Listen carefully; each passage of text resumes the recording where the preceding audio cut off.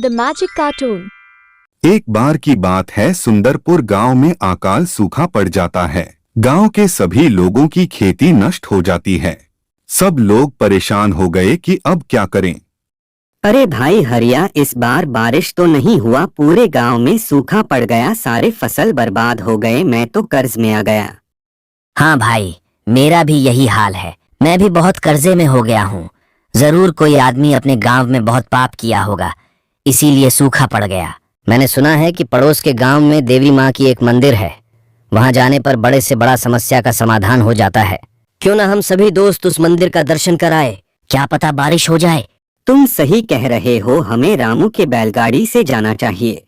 यही सब सोचकर सभी लोग रामू काका के बैलगाड़ी पर बैठकर मंदिर में देवी माँ का दर्शन करने जाने लगे।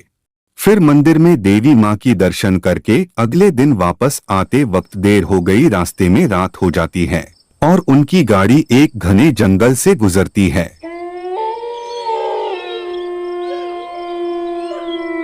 जंगल से अजीब अजीब आवाज आ रही थी। सभी लोग डर जाते हैं। तभी हरिया रामू से कहता है, रामू काका, यह तो बहुत ही घना जंगल है, इतनी डरावनी डरावनी आवाज आ रही है, कहीं भूत प्रेत ना आ जाए, मुझे तो बहुत डर लग रहा है।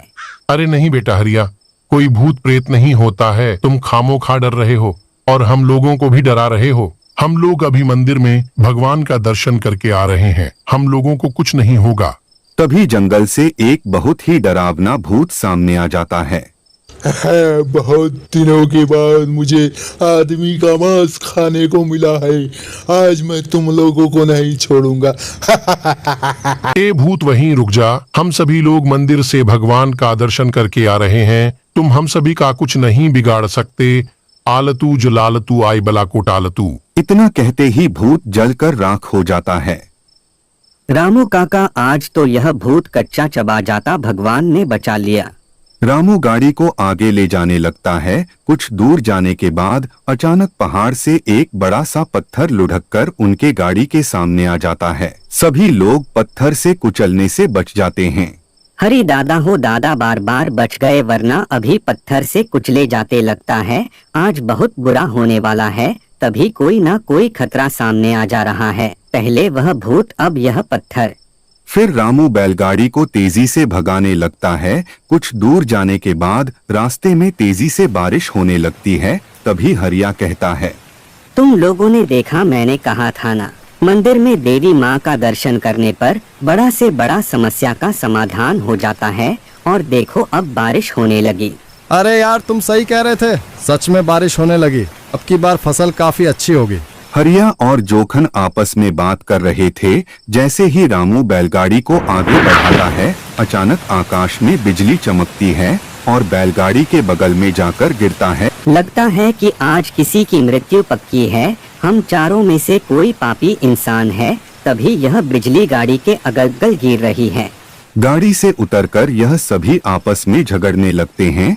तभी वह बूढ़ा रामू कहता है, तुम लोग आपस में झगड़ना बंद करो और मेरी बात सुनो। वह जो सामने पेड़ दिख रहा है, बारी बारी से छुकर आएगा, जो पापी होगा भगवान उसको सजा देंगे। फिर क्या था, इतना सुनते ही हरिया उस पेड़ को छूने के लिए जाने लगता है और जल्द ही उस पेड़ को छूकर वापस चला आता है और हरिया को कुछ नहीं होता। सब लोग हरिया को देखते रह जाते हैं।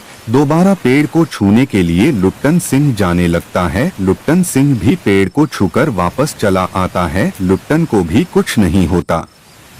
लुप्टन के आने के बाद जोखन पेड़ को छूने के लिए जाने लगा। डरते डरते जोखन पेड़ को छूता है और जोखन को भी कुछ नहीं होता, वह भी वापस सही सलामत लौट आता है।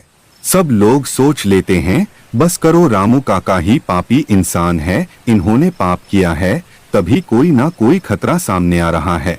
बूढ़ा रामू उदास हो जाता है और वह पेड़ को छूने के लिए जाने लगा। पेड़ के पास पहुंचने के बाद बूढ़ा रामू मन ही मन में भगवान से कहने लगा, हे भगवान, गलती से मुझसे जो भी पाप हुआ हो उसकी सजा मुझे देना, मेरे बच्चों को मत देना, मैं अपनी जान हंसते हंसते आपको दे रहा हूँ। इतना कहकर बूढ़ा रामू पेड़ को छूता है। तभी आकाश में तेजी से बादल गरजता है और बिजली जाकर उन तीनों पर गिर जाती है। वे तीनों तुरंत वही मर जाते हैं। बूढ़ा रामू के वजह से ही तीनों अभी तक जिंदा थे। रामू अपने जीवन में कभी पाप नहीं किया था, इसलिए रामू के वजह से बिजली बैलगाड़ी पर नहीं गिर रही थी बल्कि गाड़ी के आसपास गिर रही थी।